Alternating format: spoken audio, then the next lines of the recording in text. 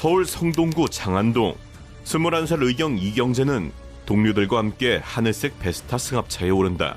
이날은 49주년 경찰의 날로 이경재가 소속된 중대는 모범 중대로 뽑혀 표창장을 받으러 가는 길이었다. 라디오에서는 신나는 노래가 흘러나오고 동료 의경 10명도 흥얼흥얼 따라 부르는 평범한 출근길.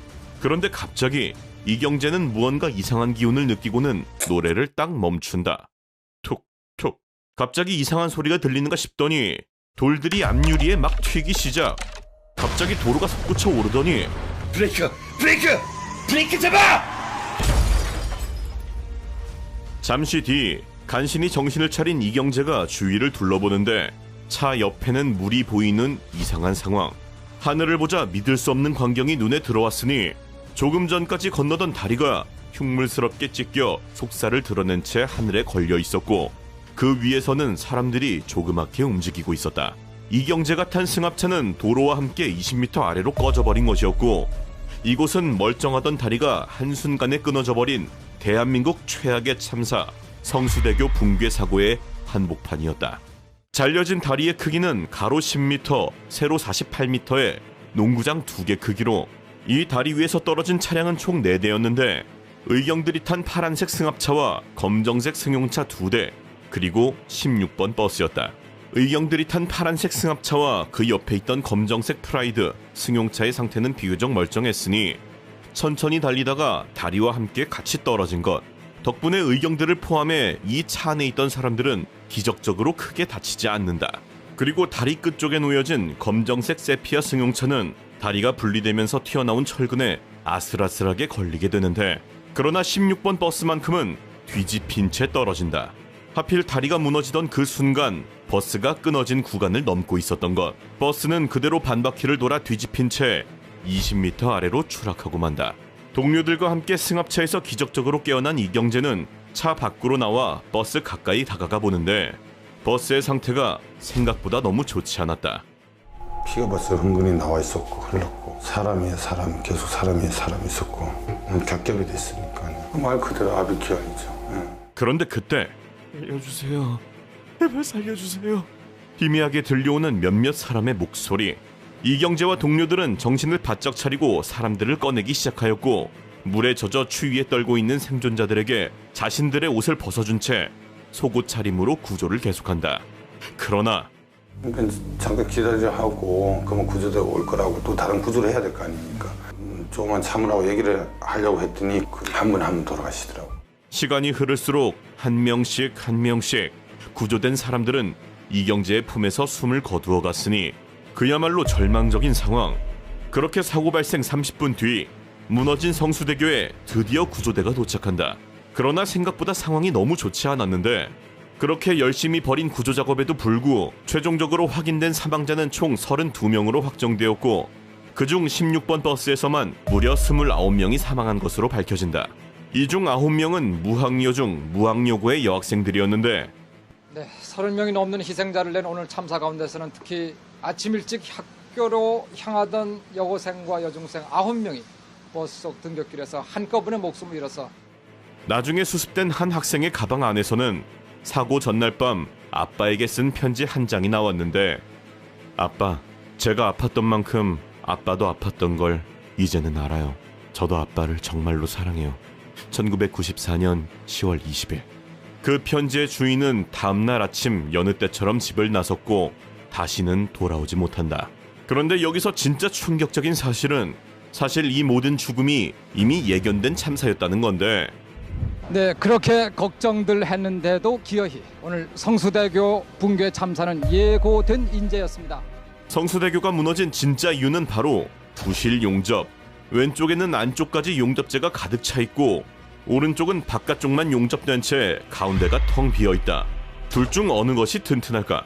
당연히 누가 봐도 가운데까지 차 있는 왼쪽 용접이 더 튼튼할 터인데 그러나 성수대교는 도면상으로는 왼쪽처럼 용접재를 가득 채워 X자로 용접한다고 해놓고 실제로는 오른쪽처럼 시공해버린 것. 이에 성수대교를 만든 시공사인 동아건설에게 비난의 화살이 쏠리게 되는데 그러나 돌아온 동아건설의 답변은 황당했다. 다리가 바로 무너졌으면 몰라도 15년이나 지나서 무너진 건 서울시의 관리 부실 책임 아닌가요?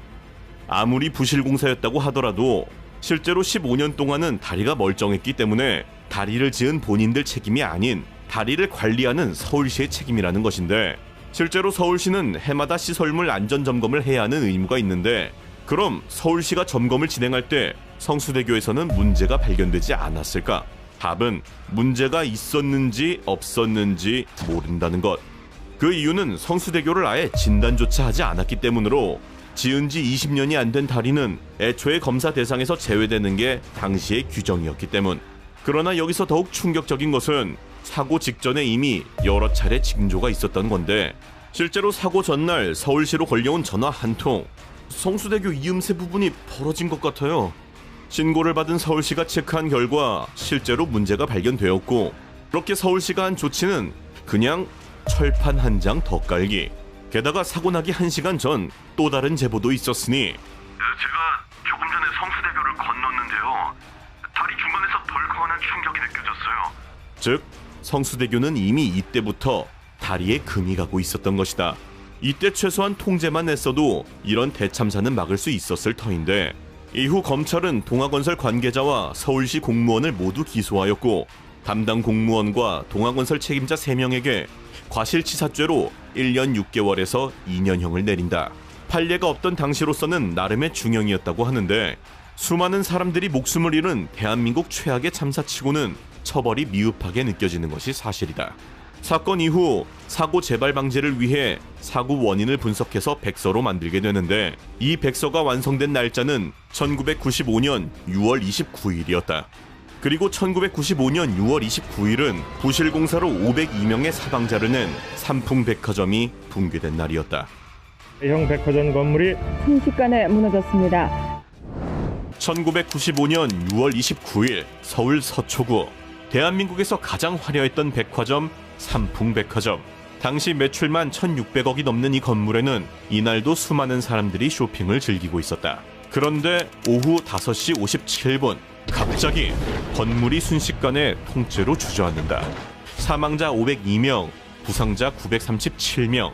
위에서 내려다본 삼풍백화점은 마치 샌드위치처럼 층과 층이 겹겹이 쌓여 있었고, 1층부터 5층까지 지상층에서의 생존자는 단 한 명도 없었다. 오직 지하에 있던 사람들만이 살아남을 수 있었는데, 그 중에서도 지하 1층 매장에서 일하고 있던 19세 소녀 박승현. 사고 당시 그녀는 지하 1층에서 전표를 처리하고 있었다. 생전 처음 듣는 폭발음과 함께 1층 천장이 갈라지며 모든 것이 한순간에 무너져 내렸고, 정신을 차렸을 때 그녀가 있는 곳은 무릎도 구부리기 힘든 좁은 공간. 처음에는 함께 갇힌 동료 언니의 신음소리가 들려왔다. 그렇게 같이 매몰된 동료 직원들과 대화를 하며 버텼으나 시간이 지나자 하나둘 목소리가 사라지더니 결국 자신 혼자만 살아있었다. 물도 없고 음식도 없고 빛도 없는 지하 5m. 밤인지 낮인지도 알 수 없는 곳에서 19살 소녀는 혼자 남겨졌다. 그러나 그녀는 죽을 거라는 생각을 단 한 번도 하지 않았는데, 엄마와 아빠, 동생과 오빠의 얼굴을 하나하나 떠올리며 살아야 할 이유를 스스로 만들어냈다.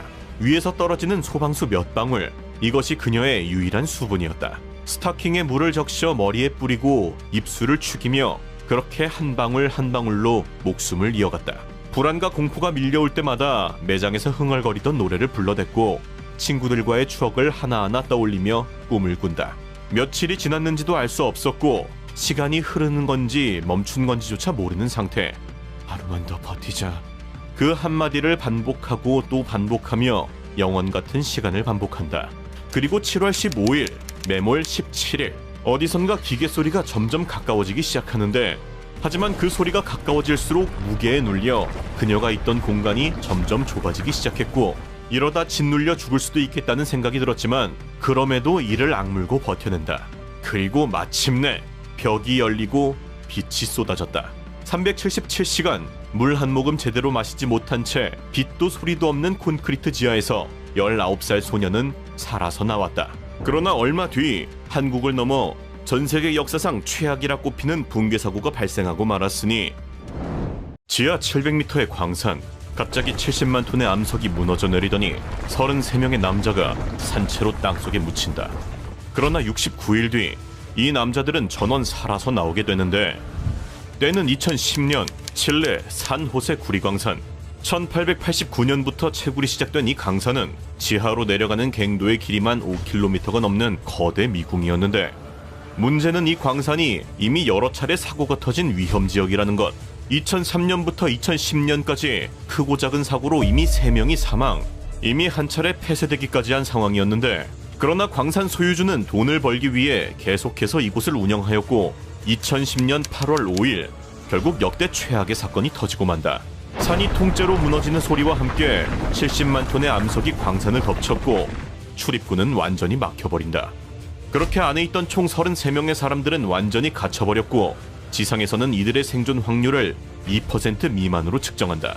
그러나 당시 이들 전원 살아있던 상태였으니 바로 지하 700m에 위치한 비상 대피소로 피신한 것. 하지만 이 대피소의 상태가 상상을 초월했으니 지하 700m 대피소의 칠흑 같은 어둠 속 33명이 가진 것이라곤 유통기한 지난 우유와 참치 통조림 몇 개, 그리고 냄새가 진동하는 더러운 공업용 물뿐. 목마름을 참지 못하고 오염된 물에 입을 댄 몇몇 사람들은 눈물부터 콧물, 설사의 구토까지 온몸의 구멍에서 모든 액체를 쏟아내며 알아누웠고, 참치 통조림과 상한 우유는 처음에는 24시간에 한 번씩 배급되었으나 9일째가 되자 36시간에 한 번으로 줄기 시작. 그렇게 15일이 지나자 모든 음식이 바닥나게 된다. 사람들은 자신의 소변을 받아 마시기 시작하였고, 그렇게 몸에서 지방이 사라지고 근육마저 녹아내리자 살아있는 사람들의 가슴과 발에서 곰팡이마저 피어나기 시작한다.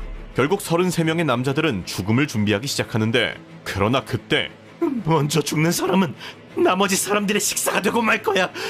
두려움에 사로잡힌 한 신참의 소름 돋는 발언. 사람들은 분노하며 그를 미친 사람 취급했지만 이미 머릿속에 끔찍한 생각이 들어서 버린 뒤였다.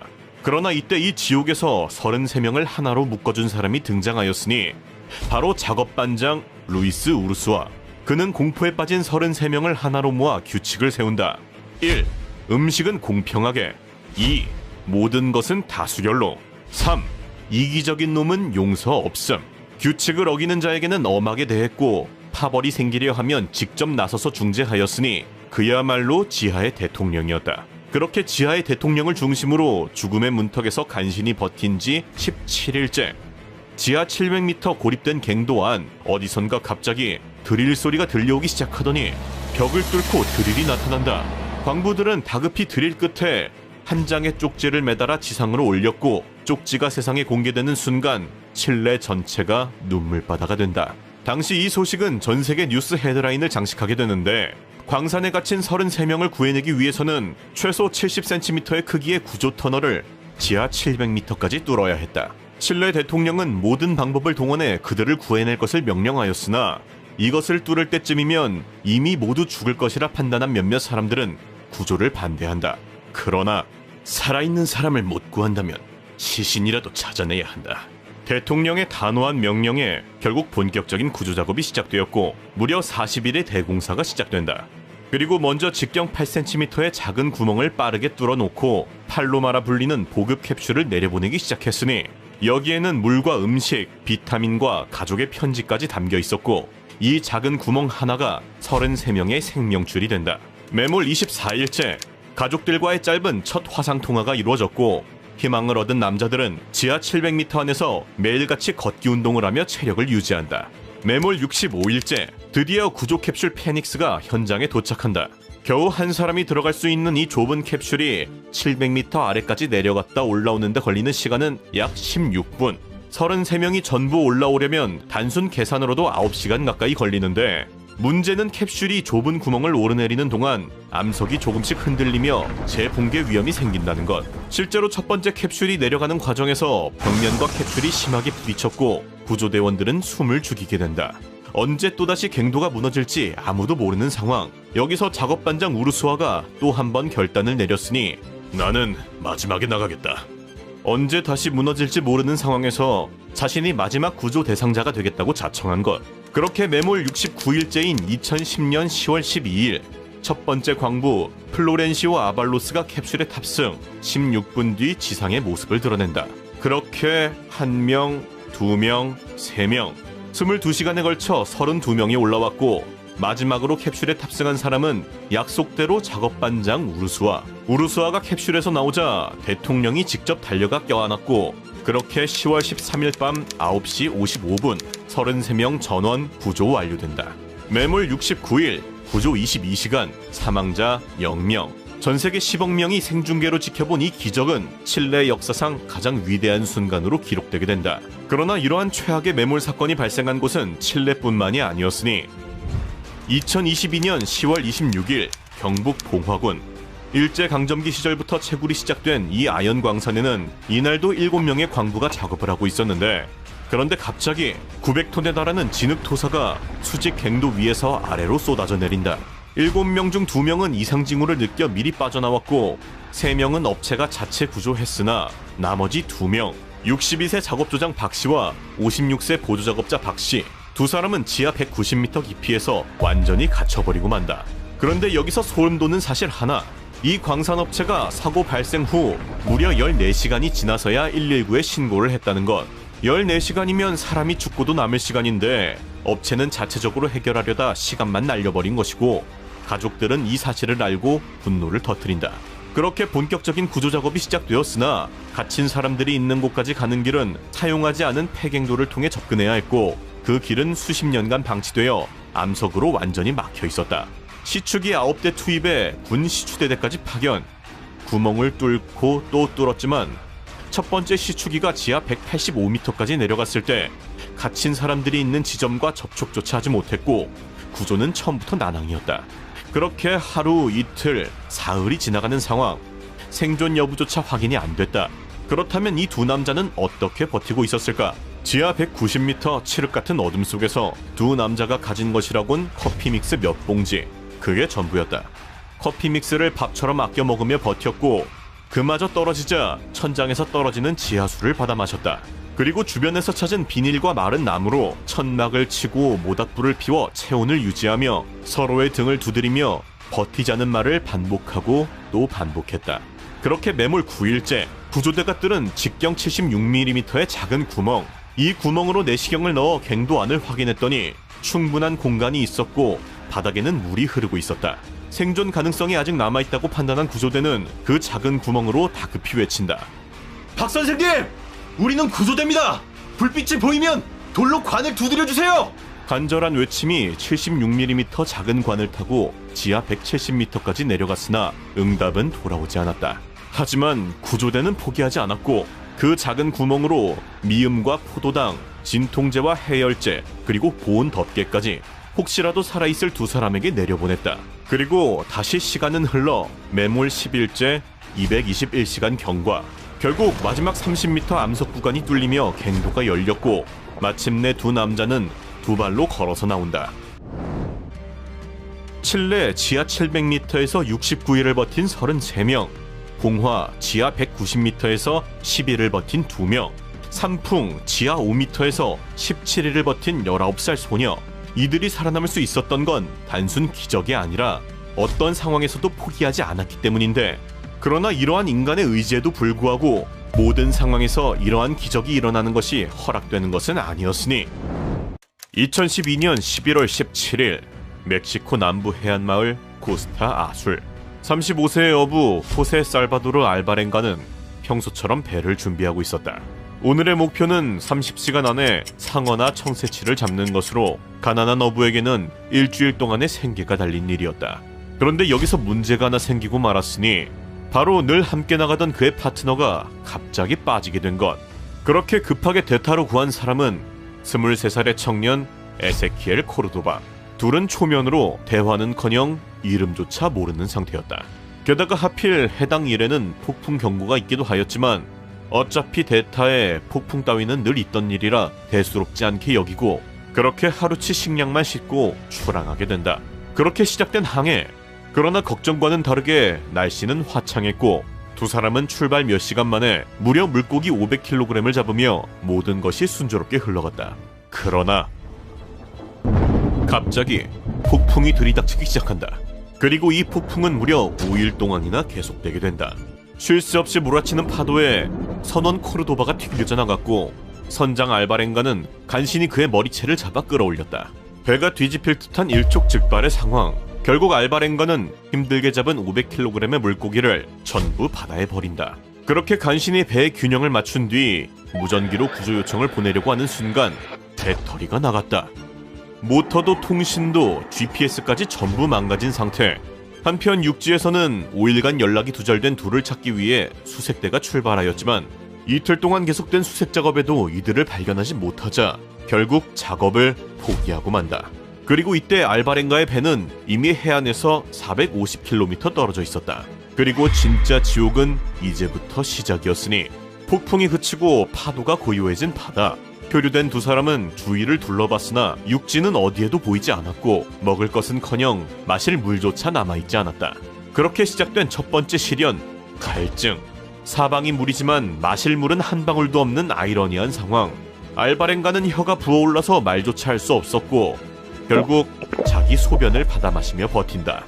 그리고 얼마 뒤 바다에 떠다니는 플라스틱 병을 발견하여 건져냈고 그리고 얼마 뒤 또 하나. 그렇게 하나둘 주우며 최종적으로 72개의 플라스틱 병과 드럼통 1개를 확보. 마침내 비가 오면 이곳에 물을 저장할 수 있게 된다. 식량 상황은 더 기괴하였는데 알바랭가는 바다에 나타나는 거북이를 잡아 목을 따고 피를 컵에 받아 마신다. 이게 무슨 해괴한 짓거리인가 싶은데 사실 이 거북이 피가 엄청난 영양 공급원이었던 것. 거북이 피는 비타민C가 풍부해서 괴혈병을 막아주는 핵심 역할을 한다. 게다가 바다 위를 날아다니는 바다새들이 보트에 앉아 휴식을 취하고는 했는데 이것을 본 알바랭가는 새들이 편히 쉴 수 있는 미끼용 막대기를 세워뒀고 그렇게 새가 앉는 순간 바로 다리를 잡고 날개를 꺾어버린다. 그렇게 도망가지 못하게 만든 새들을 보트 위에 비축해두고 배고플 때마다 식량으로 쓰기 시작. 새의 목을 잘라 피를 마시고 고기는 햇볕에 말려 보관한다. 충격적이게도 거북이와 새로 이루어진 이 식단은 의학적으로 완벽에 가까웠고 그렇게 계속해서 생명을 연장하며 표류를 하게 된다. 그러나 이 행운이 두 사람 모두에게 계속된 것은 아니었으니 망망대해를 표류 중인 알바랭가와 코르도바, 이 두 사람은 성격이 완전히 달랐다. 30대 중반의 선장 알바랭가는 산전수전 다 겪은 거친 어부로 술을 좋아하고 여자친구가 셋이나 있었으며 돈을 벌면 그대로 다 써버리는 스타일이었다. 반면 23살의 선원 코르도바는 아직 바다 경험이 많이 없는 독실한 기독교인 청년이었는데 하필 이 순수한 청년은 출항 전 불길한 이야기를 하나 듣고 말았으니 바로 교회 자매 한 명이 금식 기도 중 코르도바가 바다에서 죽는 환상을 봤다는 것. 설마 하며 배에 올랐으나 본격적인 표류가 시작되자 이 예언 아닌 예언이 청년의 멘탈을 흔들기 시작한다. 그래도 처음 두 달은 선장과 함께 웅크려 햇빛을 피하고 밤이면 별자리에 대해 이야기도 하며 잘 버티는가 싶었는데 그런데 6주쯤 됐을 때 사건이 터지고 만다.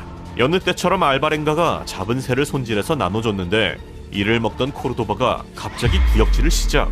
급히 새를 살펴보니 새 뱃속에 작고 노란 독사가 있었던 것. 즉 새가 독사를 삼킨 채로 코르도바의 입에 들어간 것이었다. 독은 치명적이지 않았기에 생명에 지장은 없었지만 이날의 트라우마로 코르도바는 더 이상 날 것을 먹기를 거부하기 시작. 알바랭가가 아무리 사정해도 그저 고개를 저을 뿐 그는 자신이 죽을 운명이라는 예언을 점점 더 믿게 된다. 그렇게 날이 갈수록 코르도바는 야위어갔고 알바랭가는 그를 돌보며 "우린 곧 구조될 거라고" 라며 그를 북돋았지만 돌아오는 코르도바의 대답은 "제가 죽어도 내 몸만은 먹지 마세요." 그렇게 어느 비오는 날 코르도바는 조용히 기도를 올렸고 "저는 이제 하느님 곁으로 갑니다." 그대로 영원히 눈을 감는다. 그리고 바다 한가운데서 완전히 혼자가 된 알바랭가는 서서히 미쳐가기 시작하는데 "저 녀석은 편하게 갔는데 왜 나는 고통받아야 하지?" 그의 죽음을 질투하는가 하면 심지어 코르도바의 시체를 계속 곁에 두고 대화하기까지. "죽음은 어떤 느낌이야?" 시체는 이미 검게 변하고 있었지만 대화를 멈출 수 없었다. 그렇게 6일째 되던 날 문득 자신이 미쳐가고 있다는 것을 깨달은 알바랭가는 결국 코르도바의 몸을 들어 바다에 내려놨고 배는 천천히 멀어지게 된다. 그리고 이 순간부터 알바랭가는 태평양 한가운데 완전한 혼자가 되는데 홀로 망망대해를 표류하게 된 알바랭가는 손에 칼을 들고 있었다. 목을 그어 이 표류를 그만하려 했으나 결국 실행하지 못하였는데 그를 멈추게 한 건 두 가지. 첫 번째는 자살하면 영원히 지옥에 간다는 교회의 이야기였고 다른 하나는 바로 엘살바도르에 두고 온 딸 파티마였다. 딸과 8년 동안 떨어져 지내며 아버지 역할 한 번 못한 그 그리움이 지독하게 그를 붙잡았다. 반드시 살아서 돌아간다. 그렇게 살 이유를 찾은 알바렌가는 마침내 결심을 끝냈고 이때부터 본격적인 생존 시스템을 만들기 시작하는데, 먼저 매일 새벽 5시에 일어나서 해의 위치를 체크하며 동쪽이 어딘지를 확인, 덫에 걸린 물고기를 확인하고 새를 잡고 빗물을 모은다. 이때 가장 괴로운 건 태양이었는데, 지붕 없는 보트에서 하루 종일 직사광선에 노출되는 것은 그야말로 지옥불에 달궈지는 것과 같은 느낌. 유일한 피난처는 배에 있던 아이스박스를 뒤집어서 안에 들어가는 거였는데, 좁은 아이스박스 안에 몸을 구부리고 웅크려서 하루 종일 보내다 보니 척추까지 튀어나오게 되었지만 다른 방법이 없었다. 그렇게 버티다 보면 멀리서 화물선이 지나가기도 하였으나 아무리 구조 신호를 보내도 단 한 번도 그를 발견하지 못한다. 그러나 이미 살기로 마음먹은 알바렌가는 정신을 유지하기 위한 나름의 방법을 만들었는데, 혼자 상상 속에서 가족들과 대화를 나누는 한편 날개 꺾인 새들을 보트 위에 풀어놓고 발로 가볍게 차며 놀았다. 상어 탐지 시스템을 만들어 가볍게 수영도 했는데, 새 발톱을 물에 던져서 상어가 안 나타나면 잠깐 물에서 수영도 한다. 그렇게 반복적인 생활 속 영원 같은 시간은 하염없이 흘러갔고 9개월 뒤 마침내 수평선 너머로 섬이 나타난다. 그가 표류를 시작한 지 무려 438일 만이었다.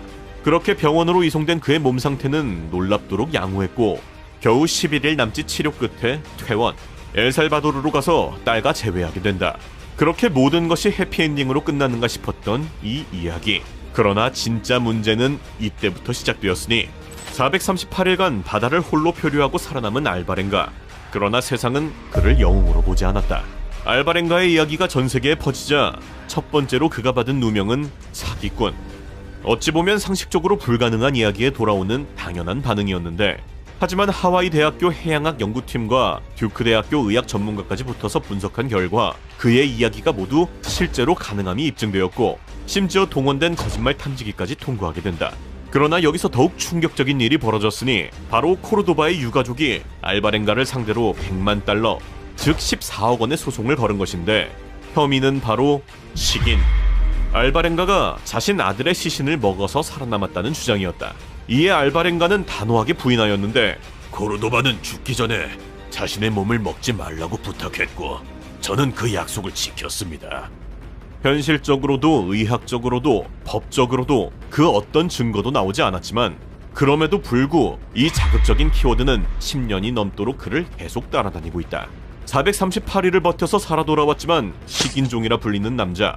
그는 현재 물공포증으로 PTSD 치료를 받으며 바다에서 멀리 떨어져 살고 있다. 그러나 이러한 인간의 의지에도 불구하고 모든 상황에서 이러한 기적이 일어나는 것이 허락되는 것은 아니었으니, My name's Erwin Ralston. My parents are Donna and Larry Ralston of Englewood, Colorado. Whoever finds this, please make an attempt to get it to them. 2003년 미국 유타주 27살 청년 아론 랄스턴은 홀로 협곡 탐험을 시작한다. 그리고 5일 뒤 이 남자는 자기 팔을 잘라내게 되는데, 도대체 그에게 무슨 일이 벌어진 것일까? 1975년 미국 오하이오에서 태어난 아론 랄스턴은 카네기 멜론 대학교에서 기계공학을 전공 후 세계적인 반도체 기업 인텔에 입사한 전형적인 엘리트였는데, 연봉도 좋고 커리어도 탄탄한 이 남자에게는 남다른 취미가 하나 있었으니 그것은 바로 주말마다 혼자 산에 탐사가는 것. 그렇게 매주 탐사에 성공하며 점차 자신감을 얻게 된 아론은 콜로라도에 있는 4,200m 이상 봉우리, 일명 포티너 59개를 전부 혼자서 오르겠다고 결심. 결국 잘 다니던 회사까지 때려치우고 아예 콜로라도로 이사한다. 그리고 다음 해인 2003년 4월 25일 랄스턴은 유타주 캐니언랜즈 국립공원으로 출발하게 되는데, 이번 목적지는 블루존 캐니언으로 불리는 길이 18km짜리 좁은 슬롯 캐니언으로, 여기서 슬롯 캐니언이란 바위 사이가 극도로 좁은 협곡을 말하는데, 심지어 어떤 곳은 폭이 1m도 안 되는, 즉 사람 한 명도 지나가기 힘든 곳들이 있는 쉽지 않은 곳이었다. 게다가 휴대폰은커녕 GPS 신호도 안 켜지는 완전히 고립된 지형이었는데, 하지만 그는 아무에게도 자신의 목적지를 알리지 않은 채 출발하였으니 그 이유는 바로 자신감.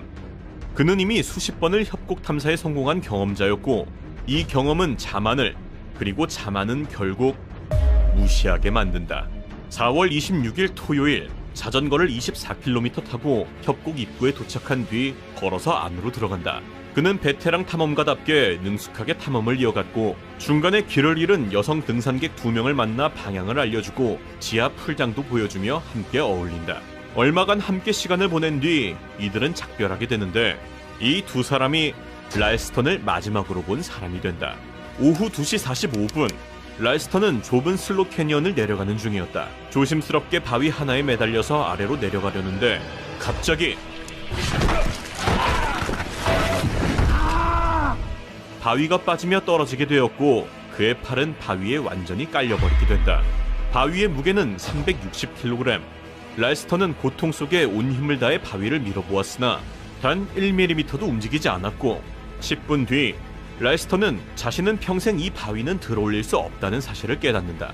끝없이 소리를 질러봤지만 듣는 사람은 아무도 없었고 그가 있는 곳은 지상에서 30m 아래이자 가장 가까운 도로까지의 약 32km 떨어진 곳이었다. 그리고 진짜 문제는 이제부터 시작이었으니 랄스턴에게 남은 것이라곤 물 350ml에 겨우 브리또 2개 그리고 싸구려 멀티툴 하나 심지어 칼날마저 이미 달아있는 상태. 그러나 랄스턴은 살기 위해 미친듯이 바위를 깎기 시작한다. 물은 한 모금씩 아꼈고 브리또는 한 입씩 먹었다. 밤이 오면 사막 기온은 영하로 떨어졌고 낮이 오면 탈수가 심해지는 지옥이 반복되었는데 잠을 자려 해도 팔이 눌려있으니 서서 자야 했고 2일차부터는 팔에서 감각이 사라지더니 3일차가 되자 손가락이 퍼렇게 변한다. 그러나 3일을 깎아도 바위가 깎이기는커녕 오히려 칼날만 더 달았고 이대로라면 이곳에서의 죽음이 확실할 터 그는 처음으로 팔을 절단할 생각을 해보는데 그러나 자기 살을 자르겠다는 발상 자체를 견딜 수가 없었고 설령 용기를 내더라도 무딘 칼로는 뼈를 자를 수가 없었다. 팔이 바위에 끼인 지 5일째 모든 물과 식량은 진작에 떨어져 자신의 소변을 받아 마시고 있었고 바위 깎기부터 자신의 팔 절단 결심까지 할 수 있는 건 전부 해봤으나 모두 실패한다. 결국 랄스턴은 자신이 오늘 밤 죽을 것이라 확신하며 협곡의 벽에 자신의 마지막 생존일을 새기기 시작. 그리고 캠코더를 꺼내 가족에게 마지막 인사를 영상으로 남긴다. My name's Erwin Ralston.